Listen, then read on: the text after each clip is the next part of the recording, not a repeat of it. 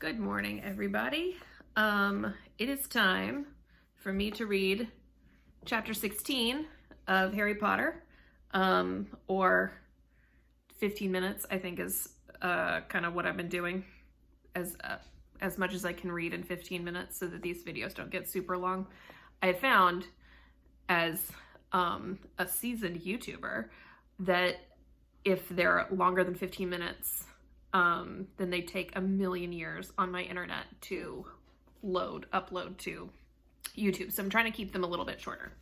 But today we're going to start chapter 16 of Harry Potter and the Sorcerer's Stone. So if you are just joining us, go back and listen to chapter 15, because otherwise this chapter is not going to make any sense. Chapter 16 is called Through the Trapdoor. Alrighty, and if you have this book at home, I am on page 262. Alright, chapter 16. In years to come, Harry would never quite remember how he had managed to get through his exams when he half expected Voldemort to come bursting through the door at any moment. Yet the days crept by, and there could be no doubt that Fluffy was still alive and well behind the locked door. It was sweltering hot, especially in the large classroom where they did their written papers. They had been given special new quills for the exams, which had been bewitched with an anti-cheating spell. They had practical exams as well. Professor Flitwick called them one by one into his class to see if they could make a pineapple tap dance across a desk.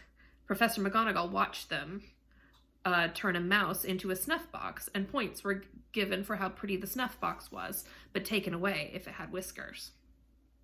Snape had made them all nervous, breathing down their necks while they tried to remember how to make a forgetfulness potion.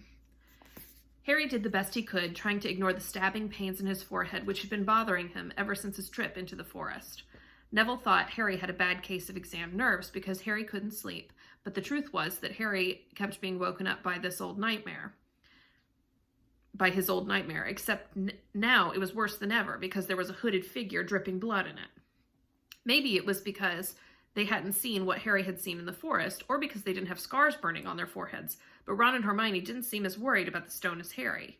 The idea of Voldemort certainly scared them, but he didn't keep visiting them in their dreams, and they were so busy with what they were studying that they didn't have much time to fret about what Snape or anyone else might be up to. The very last exam was History of Magic. 1 hour of answering questions about batty old wizards who'd invented self-stirring cauldrons, and they'd be free for a whole wonderful week until their exam results came out. When the ghost of Professor Binns told them to put their quills down and roll up their parchment, Harry couldn't resist, oh hello, cheering with the rest. This is Charlie. He's gonna be very helpful.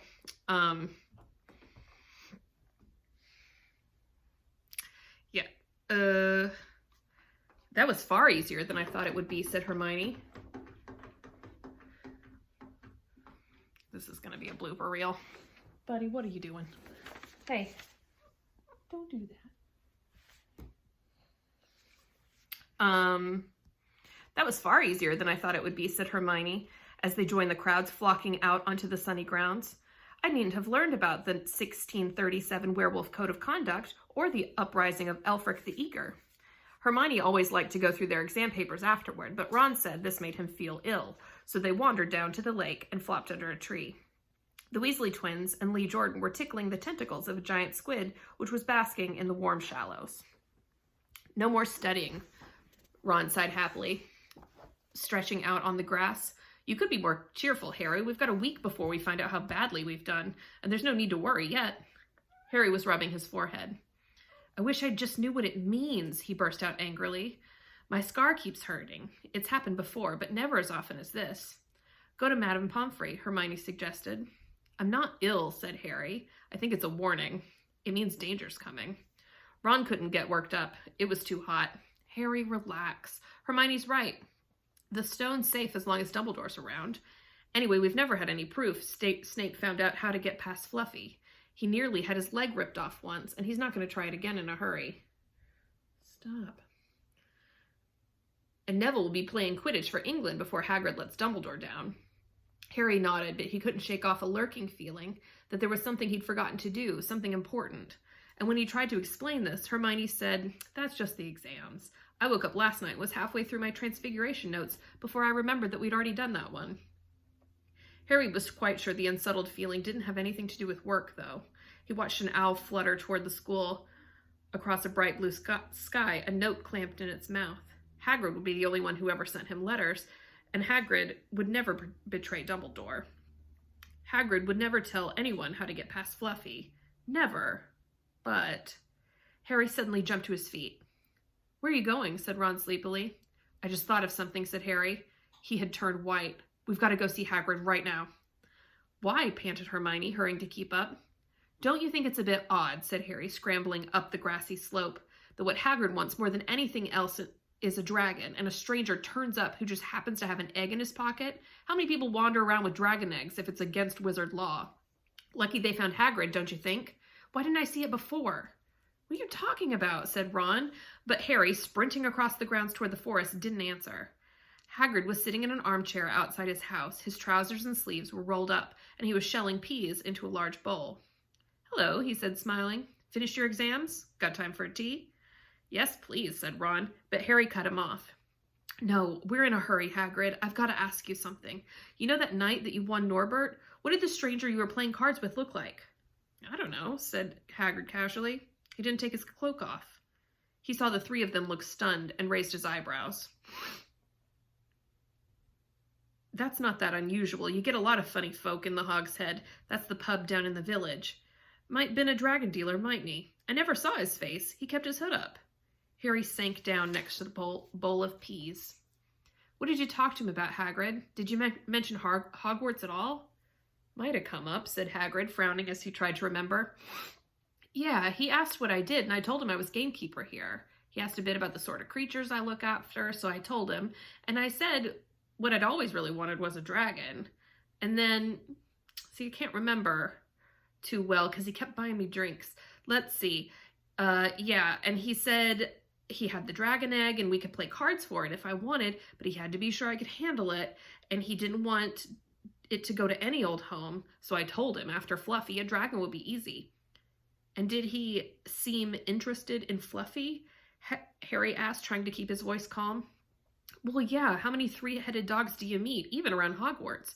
So I told him Fluffy's a piece of cake if you just know how to calm him down. Just play him a bit of music and he'll go straight off to sleep." Hagrid suddenly looked horrified. "I should have told you that," he blurted out. "Forget that I said it. Hey, where are you going?" Harry, Ron, and Hermione didn't speak to each other at all until they came to a halt in the entrance hall, which seemed very cold and gloomy after the grounds. "We've got to go to Dumbledore," said Harry. Hagrid told that stranger how to get past Fluffy, and it was either Snape or Voldemort under that cloak. It might have been easy once he got Hagrid drunk. I just hope Dumbledore believes us. Friends might back us up if Bane doesn't stop him. Where's Dumbledore's office? They looked around as if hoping to see a sign pointing them in the right direction. They had never been told where Dumbledore lived, nor did they know anyone who had ever been sent to see him. "We'll just have to," Harry began, but a voice suddenly rang across the hall. "What are you three doing inside?" It was Professor McGonagall, carrying a large pile of books. "We want to see Professor Dumbledore," said Hermione, rather bravely, Harry and Ron thought. "See Professor Dumbledore," Professor McGonagall repeated, as though this was a very fishy thing to want to do. "Why?" Harry swallowed. "Now what?" It's sort of secret," he said, but he wished at once he hadn't because Professor McGonagall's nostrils flared. "Professor Dumbledore left 10 minutes ago," she said coldly. "He received an urgent owl from the Ministry of Magic and flew off to London at once."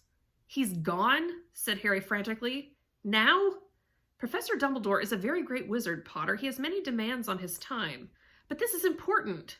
Something you have to say is more important than the Ministry of Magic, Potter." "Look," said Harry, throwing caution to the winds. "Professor, it's about the Sorcerer's Stone." Whatever Professor McGonagall had expected, it wasn't that. The books she was carrying tumbled out of her arms, but she didn't pick them back up. "How do you know?" she spluttered. "Professor, I know that Snape's going to try to steal the stone. I've got to talk to Professor Dumbledore." She eyed him with a mixture of shock and suspicion. "Professor Dumbledore will be back tomorrow," she said finally. I don't know how you found out about the stone, but rest assured, no one can possibly steal it. It's too well protected.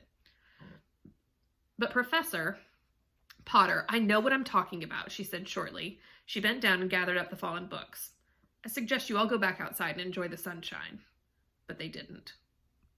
It's tonight, said Harry once he was sure Professor McGonagall was out of earshot. Snape's going through the trapdoor tonight. He's found out everything he needs, and now he's got Dumbledore out of the way.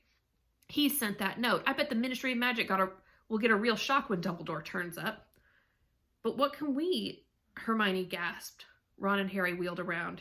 Snape was standing right there. Good afternoon, he said smoothly. They stared at him. You shouldn't be inside on a day like this, he said with an odd, twisted smile. Harry began without any idea of what he was going to say. You want to be more careful, said Snape. Hanging around like this, people will think you're up to something, and Gryffindor really can't afford to lose any more points, can it? Harry flushed. They turned to go outside, but Snape called them back. Be warned, Potter. Any more nighttime wanderings, and I will personally make sure that you are expelled. Good day to you. He strode off in the direction of the staff room. Out on the stone steps, Harry turned to the others. Right, here's what we've got to do, he whispered urgently. One of us has got to keep an eye on Snape and wait outside for the staff room and follow him if he leaves it. Hermione, you'd better do that. Why me? It's obvious, said Ron. You can pretend to be waiting for Professor Flitwick, you know. He put on a high voice. Oh, Professor Flitwick, I'm so worried. I think I got question 14B wrong. Oh, shut up, said Hermione. But she agreed to go and watch out for Snape. And we'd better stay outside the third floor corridor, Harry told Ron. Come on. But that part of the plan didn't work. No sooner had they reached the door separating Fluffy from the rest of the school than Professor McGonagall turned up again, this time, and she lost her temper. I suppose you think you're harder to get past than a pack of enchantments, she stormed. Enough of this nonsense. If I hear you've come anywhere near here again, I'll take another 50 points from Gryffindor. Yes, Weasley, from my own house. Harry and Ron went back to the common room. Harry had just said, at least Hermione's on Snape's tail, when the portrait of the fat lady swung open and Hermione came in. I'm sorry, Harry, she wailed. Snape came out and asked me what I was doing, and I said I was waiting for Flitwick, and Snape went to get him, and I've only just got away. I don't even know where Snape went. Well, that's it then, isn't it? Harry said. The other two stared at him. He was pale and his eyes were glittering. I'm going out of here tonight, and I'm going to try to get the stone first. You're mad, said Ron. You can't, said Hermione. After what McGonagall and Snape said, you'll be expelled. So what? Harry shouted.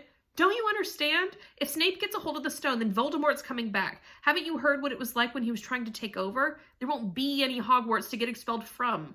He'll flatten it or turn it into a school for the dark arts. Losing points doesn't matter anymore, can't you see?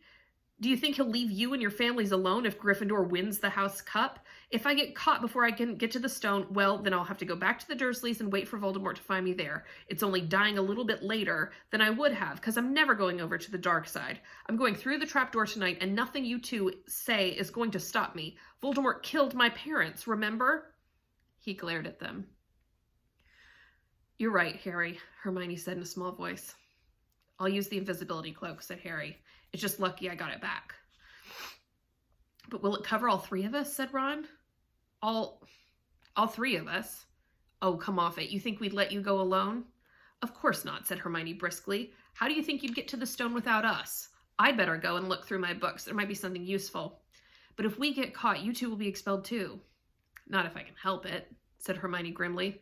Flitwick told me that in secret, that I got 112% on his exam. They're not throwing me out after that.